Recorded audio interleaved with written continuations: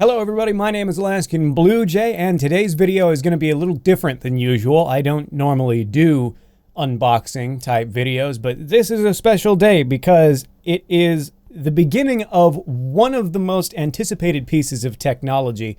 Well, maybe not most anticipated for most people. It's been the piece of technology that I have been heavily anticipating. I've been following the Valve Index ever since it was announced. I cannot wait to get my hands on this thing. It just arrived a couple of days ago. So without further ado, let's move the camera back a little bit further and I will show you everything that it's all about. Now, to get a somewhat maybe obvious elephant in the room out of the way, some of you may be saying, Jay, didn't you just recently post a video saying something like, well, my financial situation is somewhat stable now, but I still really appreciate all the Patreon help and the Twitch donations and all that stuff? And the answer is yes, I did, and yes, I do. And am I insane for buying this when in that current state? Probably also yes. However, there is a method to the madness. See, I was looking at my analytics lately on the channel, which is something, believe it or not, I don't actually usually do, and noticed kind of a trend. If we look at the top videos of all time on my channel, not counting the stuff that involved the Markiplier shout out, those don't count. But if we look at all of this stuff that's on the very top, the top 6 videos of all time on this channel all have to do with VR for some reason, other than this weird video that I made like 3 months into running this channel. I have no idea why that blew up like it did. It's really dumb. I'm just gonna blame that one on the YouTube algorithm. But anyway, the point is, this was not a spur of the moment, like splurge buy. This is an investment, and I thought about it for a good couple of months before finally deciding to go ahead and do it. Now, I've never actually seen any of this stuff in person. I've watched videos with demos of the Valve Index before, but I've never actually taken a look in the box yet. Camera angles, professional unboxing video, Jay, well done. Looks like what we got here. Hello? Why would you Velcro down the box with the instructions? Okay, good. Whew. I thought I was gonna have to read through like 5 different mini booklets of instructions before I set this thing up. No, it's just instructions in a lot of different languages. What is this? Safety measure. Don't need that. Setup guide. Oh, that's cool.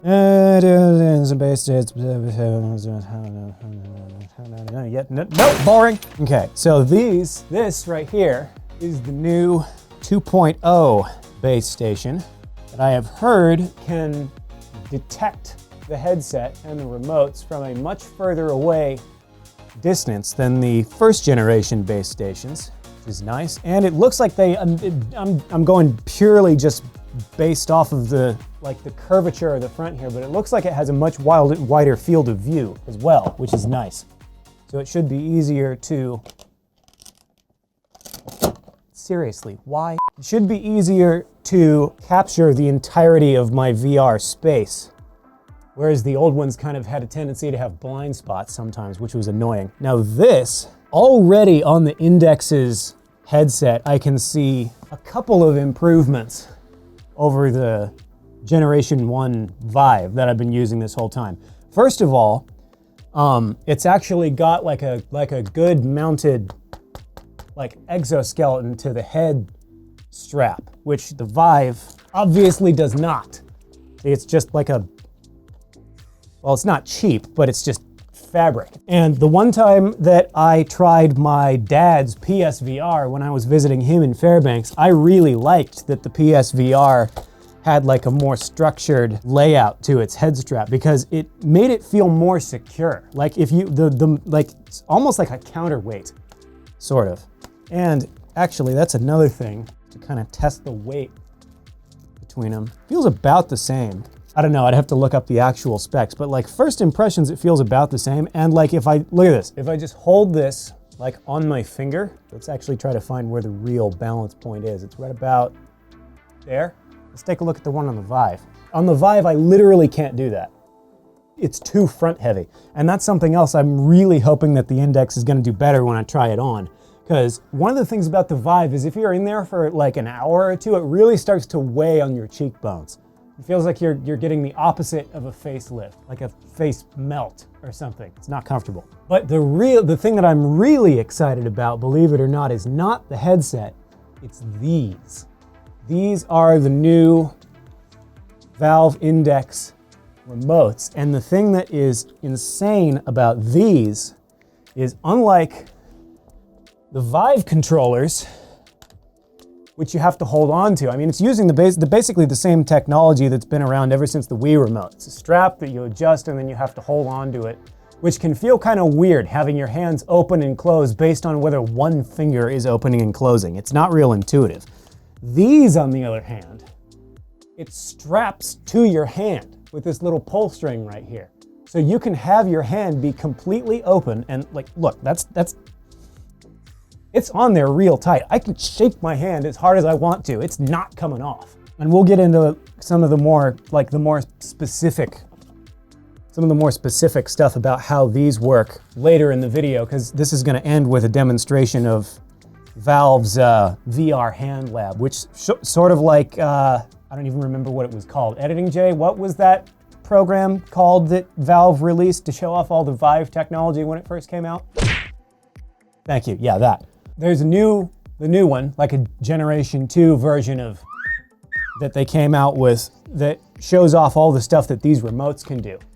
But just to give you a basic idea, like not only can they detect like which individual fingers, at least this is what I've heard. I haven't tested it myself yet, so we'll find out. But I've heard that it can detect like which individual finger is holding on to the remote, and that it has pressure sensors so it can detect how hard you're squeezing them. So like in a physics-based VR game, like if I'm holding like a claymore, or claymore's a sword for the Call of Duty players in the audience. It's not like the explosive that you put in the ground was named after like a melee weapon, like a baseball bat. Like if I want to adjust my grip on the baseball bat, it'll take into account which hand I'm gripping harder with so that I can slide the hand that I'm not gripping as hard with up and down the bat.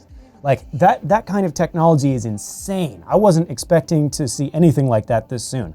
And another thing that I like, instead of track pads, it's got actual analog sticks on it. So I'm assuming that like if you want to move around in a video game, you can use these sticks like you'd use a controller, which is so nice because the track pads on the Vive remotes, while they were a cool concept, they did not work the way they were intended to work a lot of the time. Now, okay, yeah, nice. So then there's this little release button here on the bottom, and it lets go of the straps. So you can comfortably take that off. We got a B and an A button on each side, and this, I'm assuming this is also a trackpad of some kind in the center. We'll have to see, that's probably a power button. So we have our remotes, we have our headset, we have our base stations. Is there anything else in here? Yes, there is. This is probably just a bunch of various cables. Still has that new VR headset smell. I'm not kidding, actually. That is a distinct smell. Like I just got flashbacks to unboxing my Vive because it actually smells similar. Base station cables, looks like. Base station power supply. What is this? Whoa, what is this? Is this like a, this looks like it's a headrest something. Yeah, it fits back into the back. Oh, that's gonna be so nice.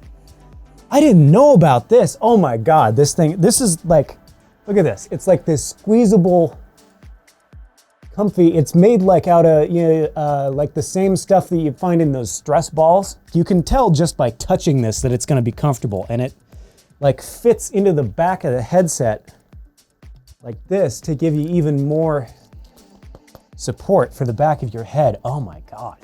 Now we've got the mounting units here, which I'm assuming it gave me screws for. Yeah, it did. This is kind of nice, actually, because these look like they are almost exactly the same as the mounting setup for the base, the Generation 1 base stations. So if I can, I'm just gonna bundle these in with the Generation 1 base stations and sell these with the Vive. Also, while I'm on the subject, if any of you are maybe interested in purchasing a Generation 1 HTC Vive, make me an offer in the comments or the Discord or something, because I don't need this anymore. Still work great. There's nothing wrong with it. Actually, one of the reasons that, I forgot to go over this earlier, one of the reasons that I decided to upgrade to the Index is that ever since I moved to Cordova, I've been having a unique problem with the VR in that I'm pretty sure how close I am to the radio transmitter outside. I think all the radio signal from that is actually interfering with the tracking on these. So my Vive hasn't been working properly ever since I got here, and I'm hoping that with the new updated tracking technology of the new Generation 2 base stations, that won't be a problem. Well, I guess we'll see in a couple of minutes. Now, just to test like comfort levels here, and because I'm impatient and don't want to have to plug a bunch of cables in before I try it, let's make sure that it's all like open and stuff so I don't, you know, ruin it trying to force it onto my giant head too early here. Whoops, okay. All right, faceplate comes off fairly easily, I guess. Oh, it's magnetic. Oh, see, that's way more intuitive. Okay, and we have the little dial down here for interpupillary distance. That's nice. This is a power button, I'm assuming. I'm gonna remove all of the okay, that's magnetic too, I guess. The heck is supposed to go in there? There's like a little USB port, like under the faceplate. What am I supposed to put a USB drive in there or something? And I'm just gonna carefully put that back into place. Finally, moment of truth. A professional YouTuber would actually make sure he's scooted into the camera frame before doing this. Oh my God. Oh, that is so much better. There's no like downward pushing on my cheekbones at all wearing this thing. I think I'm looking at the camera right now. It's kind of disturbing in here actually, because you kind of forget after you haven't been in VR for a while just how good a job they do blocking all of the lights. I can see like a faint little trickle of ambient light down here where my nose is. But other than that, nothing. And I've got like these two giant studio lights shining on my face right now, so that's impressive. I like this cushion in the back too. I don't know, like that's not even something I would have thought of as a suggestion, but already it's so nice because it like, another thing that I kind of didn't realize until just now that I didn't like about the original Vive is the only source of pressure for keeping it on your face was tightening the strap so much that the front part, the faceplate, was just pressing into your face. It felt like it was squeezing your head after a while, especially after it had been on for a while. There's still some of that, but it's reduced because that pressure is evenly distributed from the front and the back cushion instead of just all weighing down on the front of your head. That's like, if anything, actually, I think that might be a little dangerous because I can tell already that if I just am able to lose myself in this for like hours at a time, there may be some times that like a whole day goes by where I'm just in the zone chilling, playing Beat Saber, and I forget to not be in VR anymore because there's like the only thing that would get me out of VR sometimes when I was playing on my own time would be the discomfort. So it's gonna be interesting to see where that goes. Okay, we got safety straps here, looks like. Or a safety strap. I'm assuming there's another one in here somewhere, which is obviously still good. Even if it's strapped to my hands, I'm very stupid and easily excited, so I would not be surprised at all if I still managed to fling these off of my hand at some point. God, that is so much lighter, too. That's like, well, maybe it is, maybe it isn't, I don't know. If anything, it feels lighter because it's more like ergonomic, it fits your hand way better. Look at this. This is so awkward to have to hold on to. This is not hand-shaped, like, at all. This, not only does it fit your hand way better when you're holding onto it, but you don't even have to hold onto it. I still can't get over that. That is so cool. I'm just gonna make sure to try to keep everything in the box here organized. Ish. And let's see, cables for plugging the headset in, cables for plugging the base stations in, more cables for plugging the base stations in, cables for charging the controllers. Boring, boring, boring, boring, boring. Skip! Okay, first step here is going to be to remove the old VR sensors. If I had thought ahead, I probably would have thought of getting a chair beforehand.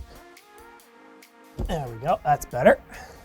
Wow, it's still really stuck in there for some reason. Wow. Am I actually gonna have to get like work gloves or something? How did this get stuck on there so hard? Note to self, do not over tighten sensors onto sensor mounts. There we go. You bastard. Once again, if I had thought ahead, I would have brought the Vive box in here so that I could carefully and safely pack away the old items without getting confused as to which parts go to what. And I have to dig all the way back through my closet in here to find the old... There we go. Knew it was in there somewhere. Once again, this could be yours. Make me an offer. And now the other one. Going to carefully move my comfy office chair somewhat over to the side. And then very carefully lift this wooden chair over my expensive camera into this area of the... Nailed it. Please don't be stuck on here as badly as your brother was. Ah, thank God. All right, that's that out of the way.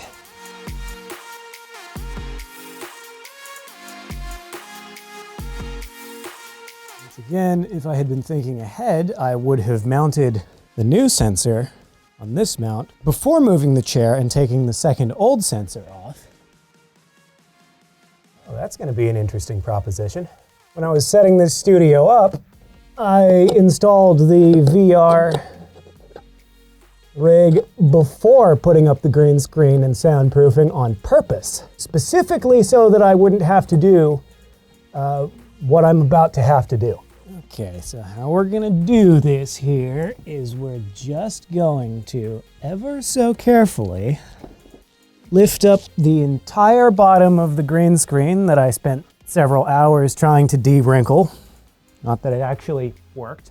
And we're just going to kind of Ezio Auditore this. Feed that little cable up through that gap. I'm gonna have to iron my wall again, aren't I? That's gonna be a nightmare.